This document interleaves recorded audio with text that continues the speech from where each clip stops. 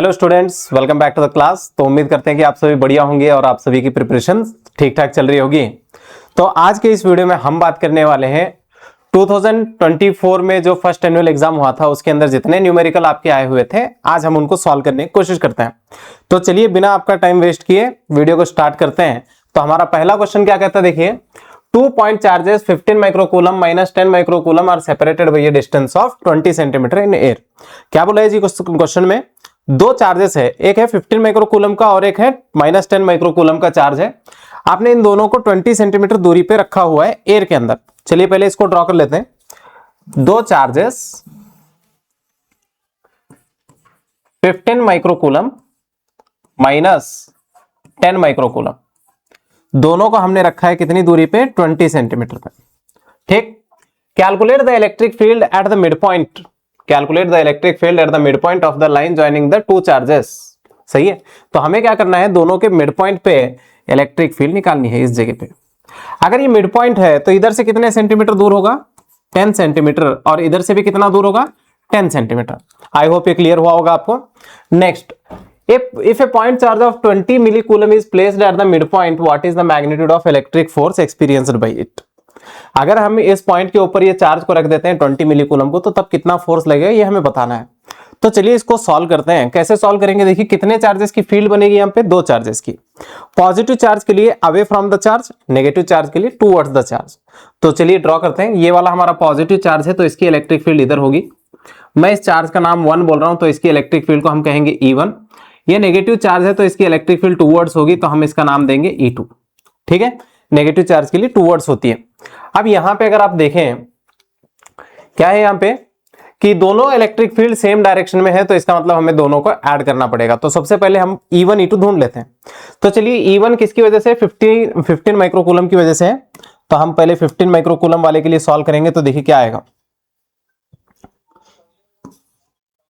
E1 is equal to K Q1 divided by R square.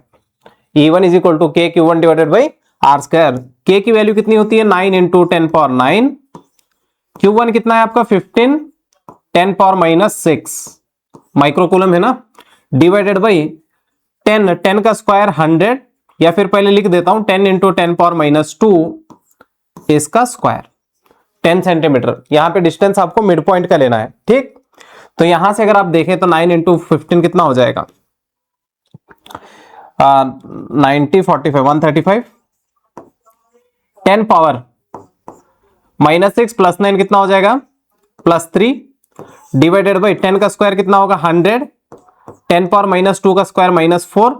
तो ये दो zero इसमें से हम निकाल देंगे तो यहाँ पे माइनस 2 बाकी है, ये माइनस 2 को ऊपर लेके आएंगे तो कितना होगा? 135 10 पावर 5 न्यूटन पर कूलम।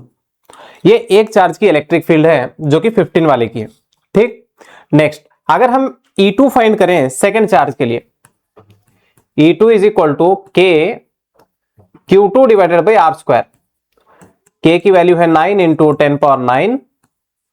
Q2 की वैल्यू कितनी है? 10 power minus 6 divided by R square. R मतलब 10 इंटू 10 पावर माइनस 2 का होल स्क्वायर। आई होप यहां तक सब कुछ ठीक है, राइट। तो अगर हम इन दोनों को सिंप्लीफाई करेंगे तो कितना आएगा?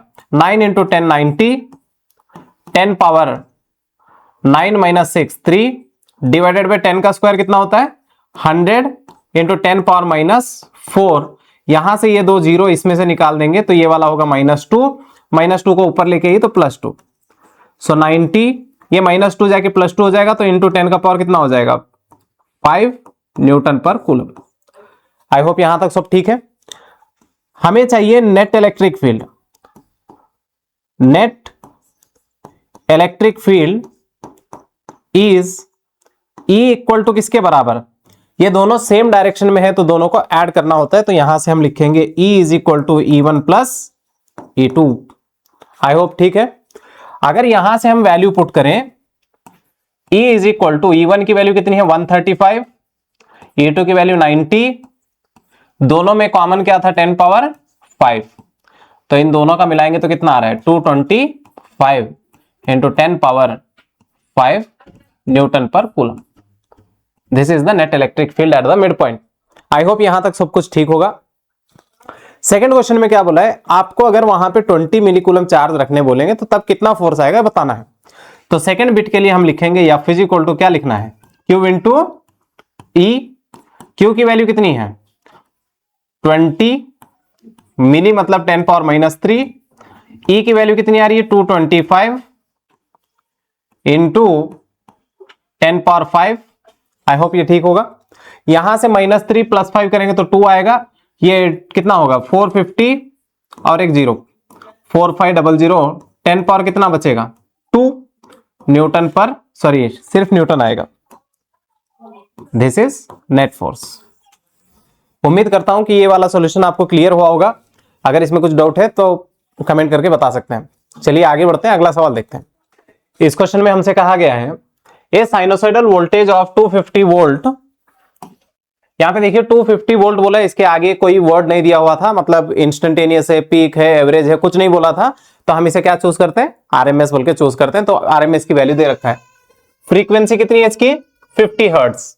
Applied to a series LCR circuit, R दे रखा है, एल दे रखा है, सी दे रखा है। Calculate the impedance of the circuit and power factor. तो हमें क्या क्या ढूंढना है, इंपेडेंस ढूंढना है और पावर फैक्टर ढूंढना है। तो चलिए कैसे ढूंढेंगे देखते हैं। तो पहले हमें क्या ढूंढना पड़ेगा, यहां से पहले डाटा लिख लेते हैं। V R M S is equal to 250 volt, frequency is 50 hertz. Next R is equal to 6 ohm, L is equal to 25 milli henry. उसके बाद क्या दे रखा है आपको, सी 796 माइक्रोफैरेड। उसके बाद आपको क्या पूछा है, जेड बताने बोला है। और पावर फैक्टर, पावर फैक्टर मतलब क्या होता है cos फाई। ये रहा आपका क्वेश्चन। तो चलिए इसको सॉल्व कैसे करना है। पहले तो आपको जेड ढूंढना है, तो जेड के लिए क्या चाहिए, एक्सेल चाहिए, एक्सी चाहिए। तो सबसे पहले हम ढूंढेंगे XL. XL is equal to formula होता है 2 पाई एफ एल। ये वाला 2 इंटू 3.14 इंटू 50 इंटू एल कितना दे रखा है आपको 25 10 पावर -3। ठीक, इन सबको अगर मल्टीप्लाई करेंगे तो कितना आएगा देखिए,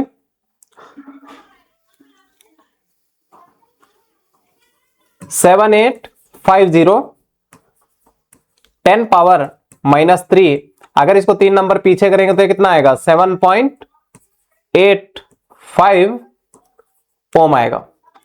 आई होप ये क्लियर हुआ होगा आपको। नेक्स्ट आगे बढ़ते हैं, एक्सी निकालेंगे। एक्सी के लिए क्या होता है formula 1/2 pi F into C.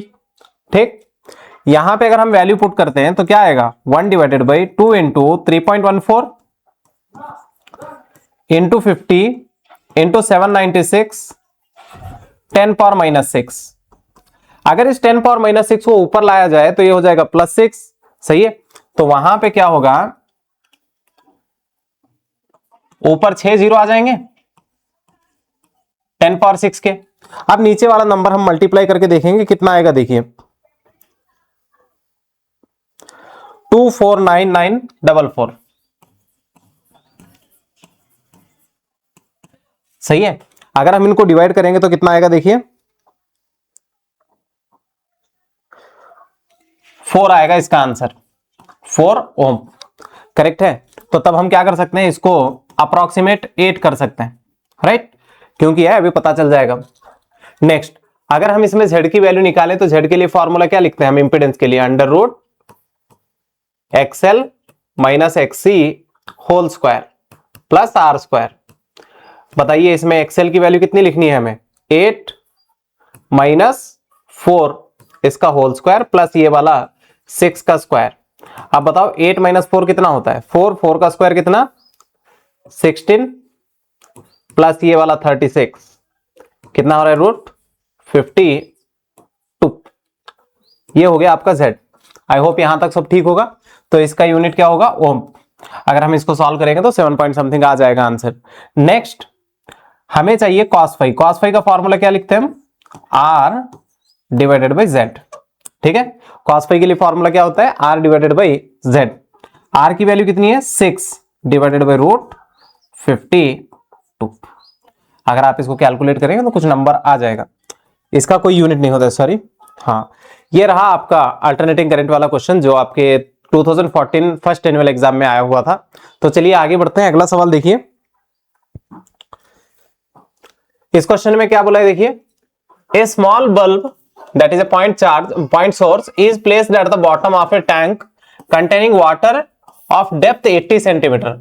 What is the radius of the circular surface of water through which the light emerge out? Refractive index of water is 1.33. Question में क्या बोला है, ऐसा वाटर है, इसके अंदर यहां पे आपने एक बल्ब लगाया हुआ है, इस बल्ब से जो लाइट वाटर सरफेस से होके बाहर आएगी,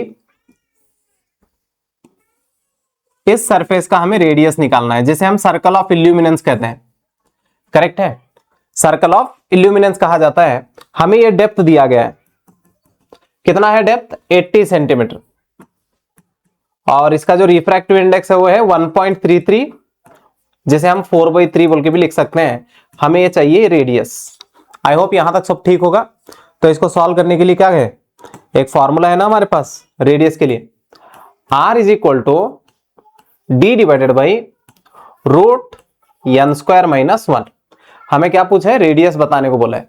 करेक्ट है, तो उसका रेडियस कैसे निकालेंगे, ये फॉर्मूले से। D मतलब डेप्थ कितना है 80 divided by root n square, n मतलब कितना 4/3, तो ये वाला 16/9, 4 square 16, 3 square 9 minus 1।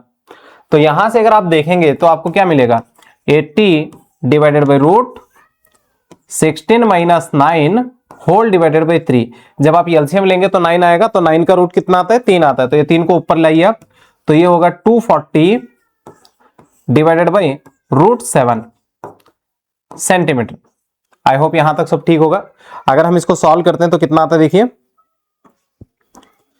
240 divided by root 7, इसका आंसर आएगा 90.71 सेंटीमीटर। इतने रेडियस के सर्कल से लाइट बाहर आएगी, इसके बाद लाइट TIR कर जाती है। आई होप यहां तक सब कुछ ठीक हुआ होगा। तो ये थे कुछ क्वेश्चन जो कि आपके एग्जाम में आए हुए थे। एक और क्वेश्चन है, चलिए उसको भी देख लेते हैं। हाँ, इस क्वेश्चन में क्या बोला है देखिए, in the given Wheatstone bridge calculate the value of the electric current through the galvanometer. तो यहां पे आपको गैल्वेनोमीटर का IG करंट निकालना है। तो कैसे निकालेंगे आप IG करंट,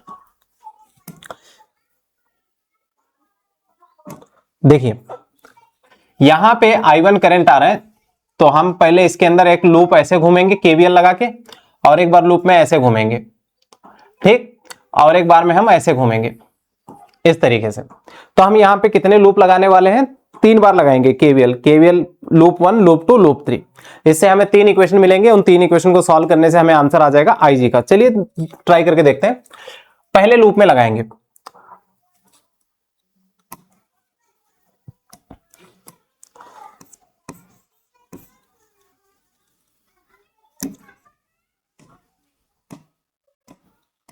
पहले लूप में लगाते हैं, अप्लाई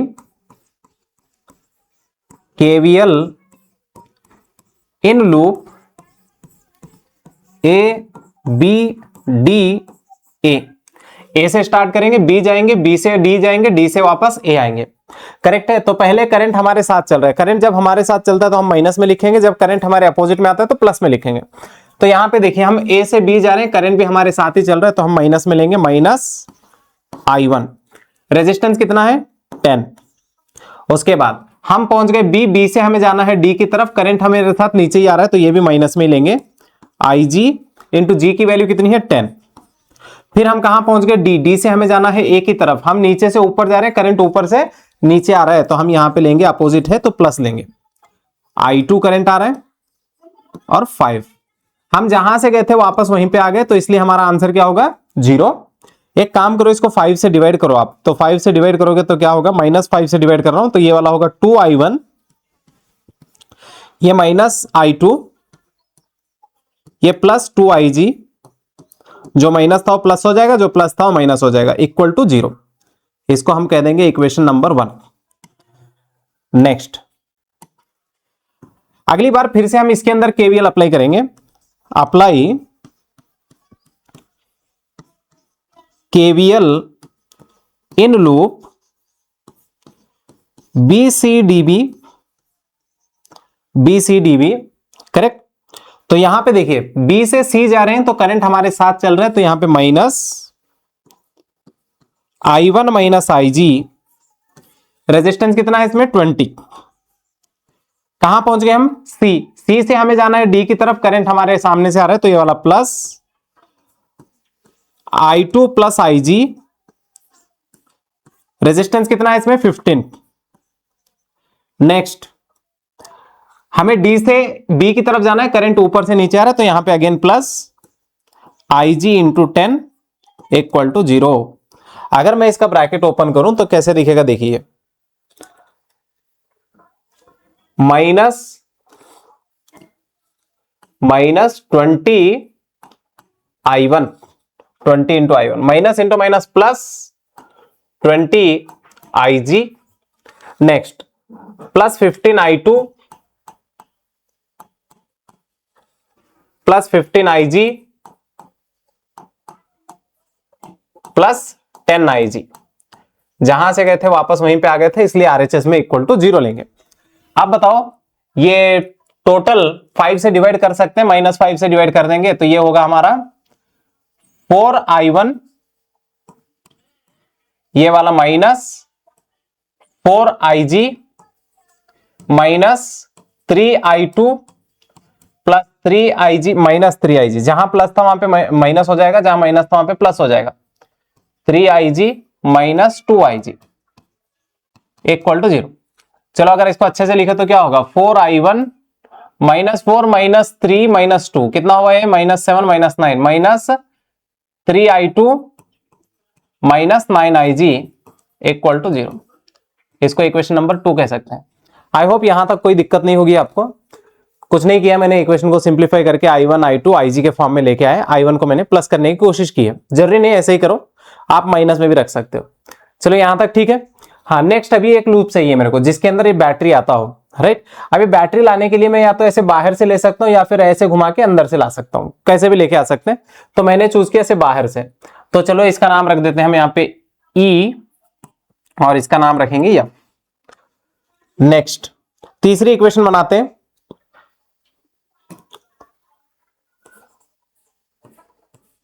अप्लाई KVL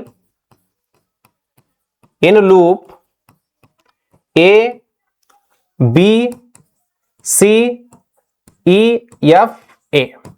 देखिए यहां से स्टार्ट करेंगे A B C E F वापस A, ठीक। हाँ हम A से B जा रहे हैं तो करंट हमारे साथ चल रहा है तो हम यहां पे लिखेंगे -10I1। हम B से C जा रहे हैं, करंट हमारे साथ ही चल रहा है तो यहां पे अगेन माइनस कितना 20I1 माइनस IG। उसके बाद यहां कुछ नहीं मिला हमें, फिर यहां हम बैटरी को किधर से किधर क्रॉस कर रहे हैं, नेगेटिव से पॉजिटिव की तरफ। मतलब हम स्टार्टिंग में नेगेटिव पे थे, बाद में पॉजिटिव पे आ गए, मतलब वोल्टेज बढ़ गया। तो इसके लिए हम क्या करेंगे, यहाँ पे +10। फिर हमें यहां से यहां तक कुछ नहीं मिला, फिर यहां पे भी कुछ नहीं मिला, तो पूरा चक्कर कंप्लीट हो गया। तो हम आंसर में क्या लिखेंगे 0।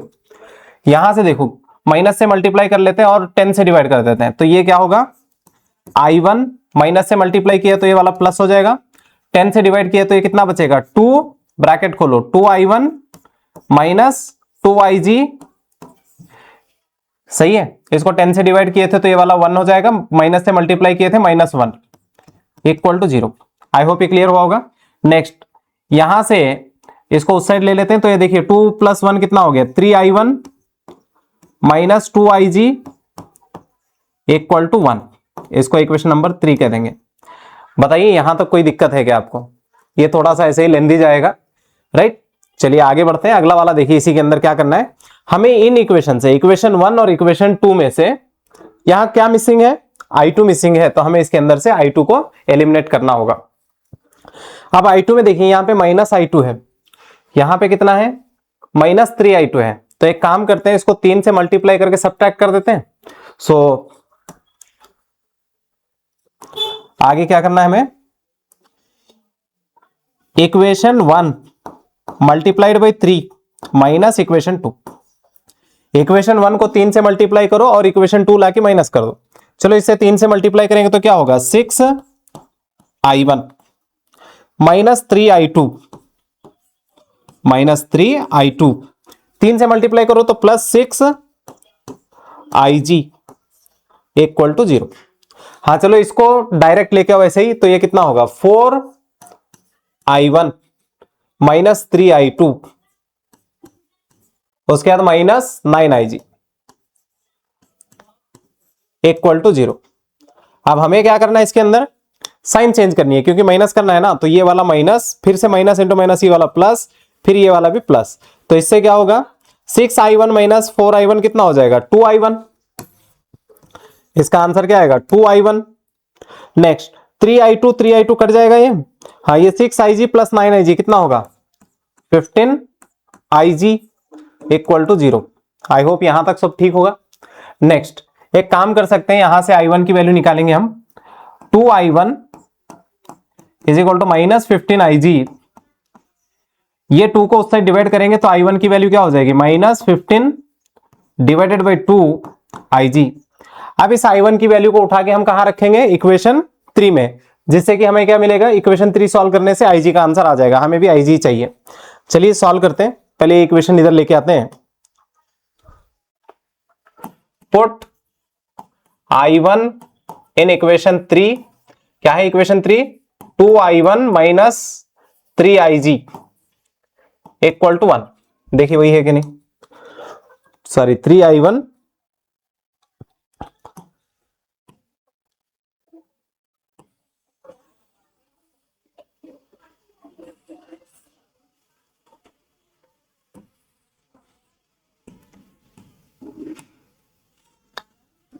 3i1 - 2ig equal to 1। और हाँ i1 की वैल्यू -15/2ig, इसको उसमें रख देते हैं -15/2ig। 3 into -15 divided by 2ig -2ig is equal to 1। यहां से कितना हो रहा है देखिए 45 divided by 2ig -2ig is equal to 1। यहां से 2 इंटू 2 4 हो जाएगा, ये -45 - 4 कितना हो जाएगा -49 divided by 2, this is ig equal to 1। तो यहां से ig का आंसर कितना आ रहा है -2 डिवाइडेड बाई 49 आ रहा है। तो अगर हम इसको अप्रोक्सीमेट सॉल्व करेंगे तो ये 0.04 एम्पियर आएगा। माइनस क्या बता रहा है यहाँ पे, फिगर में बताया गया था कि करंट ऊपर से नीचे आने वाला है, हमें आंसर में क्या पता चल रहा है करंट नीचे से ऊपर जाने वाला है। जैसे कि यहाँ पे करंट ऐसे जाने वाला है, बी से डी नहीं, डी से बी जाने वाला है, ये बता रहा है। उम्मीद करता हूं कि ये वाला क्वेश्चन आपको समझ में आया होगा। तो यहां पे आपका कंप्लीट हुआ है 2024 का जो न्यूमेरिकल पोर्शन था एनुअल एग्जाम पार्ट 1 का।